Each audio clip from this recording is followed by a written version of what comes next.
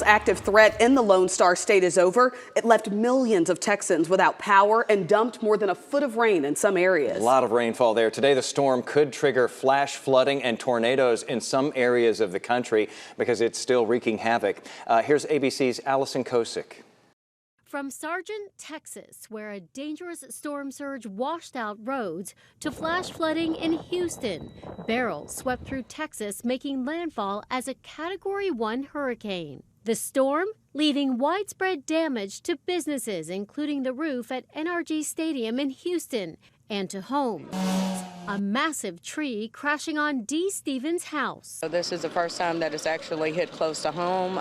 It's overwhelming. At least 6 people in Texas were killed by fallen trees or by drowning.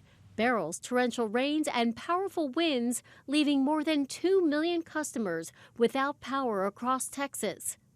Floodwaters rushed through the streets across Harris County.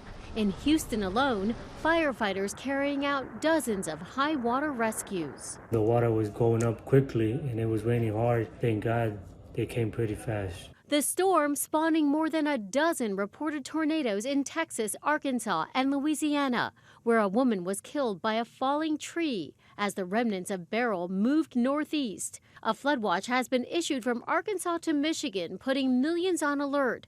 Some areas today could see up to a half foot of rain that could cause flash flooding.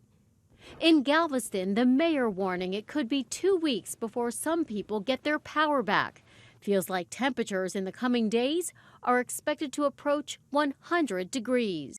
President Biden called the mayor of Houston today and expressed his condolences for the loss of life because of the hurricane. Across the country, more than 150 million people over 24 states are under heat alerts.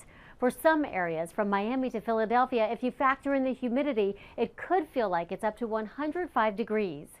Allison Kosick, ABC News, New York.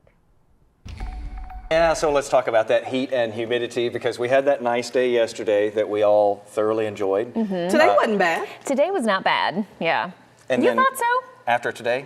Okay. I liked yesterday. Yesterday was great. Today was fine. Yes. Tomorrow's going to be okay, but then Friday Somebody and else after trying to be nice about it. It's July. It's July. What more can you expect? At least we got a break, right? But hey, we're not dealing with anything on our satellite and radar much different than yesterday when we had the remnants of Beryl at this point yesterday in East Texas. Now we're just looking at clear skies, maybe a little bit of cloud cover, and Beryl, or the remnants of, still well to the northeast. At this point, just an area of low pressure, but look at all of that moisture that it's still pulling in across areas of the Midwest, and even a few tornado warnings in Kentucky into areas of southern Illinois and southern Indiana that I've seen this afternoon. Otherwise, we are looking clear, and we won't be impacted by any more of remnants moisture after really yesterday. 92 degrees right now, and look at that, no heat index to talk about. That's quite nice considering it is July, and the dew point's still on the low side for July. We're not dealing with that much humidity, and that will be the case here the next few days. Wind is still out of the north, and that's helping us out quite a bit too.